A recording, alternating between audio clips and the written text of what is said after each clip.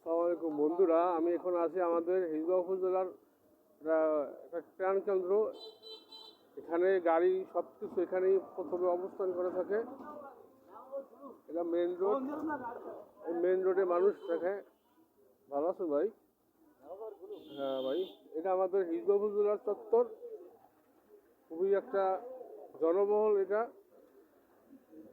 সবার কাছে এখানে ভালো লাগে যে একটা চত্বর করা হয়েছে। এটা আমাদের হিজলা উপজেলা ট্র্যাকের উপজেলা চত্বর। এখানে অনেক আটকানো ছিল, বর্তমানে এই 5ই আগস্ট হওয়ার পরে এই চত্বরটা এখন আগের অবস্থানে নেই। এখন বহুদলীয় চত্বর।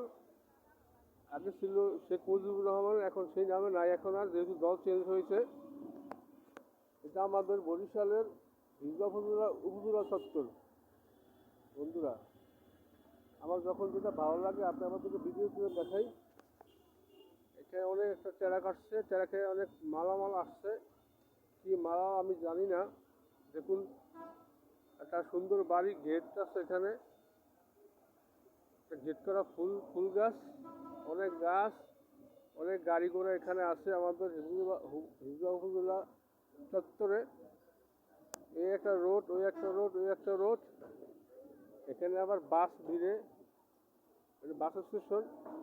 এই বাস স্টেশন থেকে বরিশালের উদ্দেশ্যে প্রতিদিন ঘন্টা ঘন্টা বাস ছেড়ে যায়। সে বাস আমি আপনাদেরকে দেখাইতেছি বন্ধুরা। গাড়ি, এই যে বাস চলে যাচ্ছে বরিশালের উদ্দেশ্যে। এটা হিজলা গার্ডেন, খেয়াঘাটের উদ্দেশ্যে এই রাস্তাটা চলে গেছে। এটা উপজেলা চত্বরের, হিজলা উপজেলা ট্র্যাক উপজেলা চত্বর। এটা খুবই জনবহুল, মানুষের সমাগম হয়ে থাকে। দেখুন বন্ধুরা,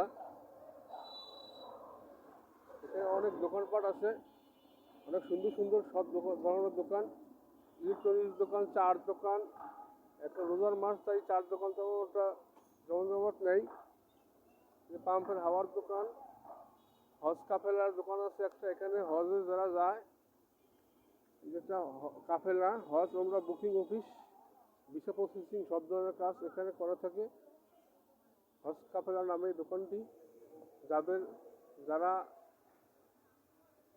হজ করতে ইচ্ছুক তারা এখানে এসে যোগাযোগ করলে আপনারা হজের সব কিছু জেনে যাবেন। ভাই ভালো আছেন ভাই? এবার এক বড় ভাই, সে বসে বসে দেখতেছে আমি কি করতেছি। আমি কি করি তো বন্ধুরা দেখতেছে আপনারা। আমি আমাদের হিজলা উপজেলা চত্বর ভিডিও করলাম। অসংখ্য অসংখ্য ধন্যবাদ বন্ধু। আসসালামু আলাইকুম।